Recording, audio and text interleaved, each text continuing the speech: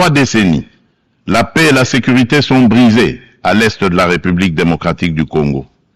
Cette guerre s'est muée en une entreprise prédatrice. Elle dépasse depuis longtemps les seules dimensions militaires ou géopolitiques. Elle vise à piller nos ressources, effacer notre mémoire collective et détruire nos communautés. Les conséquences sont désastreuses. Des millions de morts, des familles décimées, près de 7 millions de déplacés internes, femmes et enfants pris pour cible, des villages rayés de la carte, des générations sacrifiées. Dans plusieurs régions de l'Est, tous les marqueurs d'un projet d'extermination sont réunis.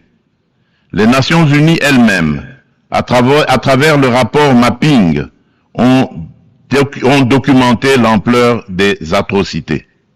Ce n'est pas seulement un conflit, c'est un génocide silencieux qui frappe le peuple congolais depuis plus de 30 ans.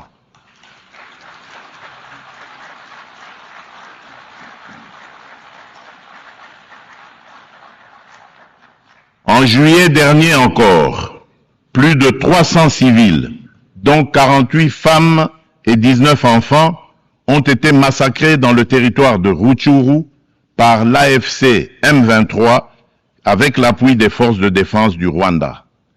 Ces crimes ne sont pas isolés. Ils s'inscrivent dans une continuité macabre. Je remercie les États-Unis d'Amérique d'avoir pris l'initiative le mois dernier de convoquer une session extraordinaire du Conseil de sécurité pour examiner ces massacres documentés par Human Rights Watch.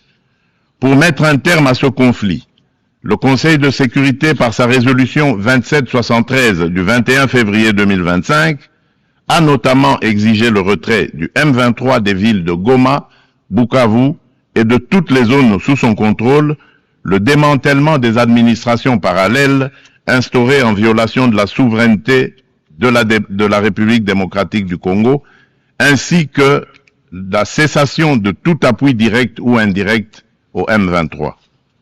Je salue à cet égard le leadership du président Donald Trump, qui a créé les conditions d'un dialogue ayant conduit le 27 juin 2025 à Washington à la signature d'un accord de paix entre la République démocratique du Congo et le Rwanda. Cet accord engage expressément Kigali à un retrait complet et vérifiable de ses troupes et à la levée de ses mesures dites défensives. Il prévoit également le désengagement, le désarmement et l'intégration conditionnelle des groupes armés non étatiques au sein des forces armées de la République démocratique du Congo et de la police nationale congolaise, la mise en place d'un mécanisme conjoint de coordination en matière de sécurité, ainsi qu'un dispositif garantissant le respect de l'intégrité territoriale et l'arrêt des hostilités. Le retrait des troupes rwandaises, la fin de leur appui au M23 et le retour de l'autorité de l'État congolais sur toutes les zones occupées constituent des conditions non négociables pour une paix durable. Je demande aux Nations Unies de veiller à la stricte application de cet accord, désormais indissociable de la mise en œuvre de la résolution susmentionnée. Tant que ces décisions ne seront pas exécutées, le sang des innocents continuera à couler.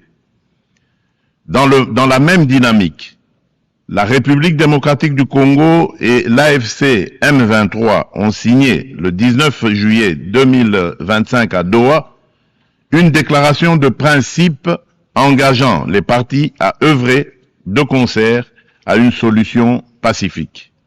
Je voudrais exprimer ma gratitude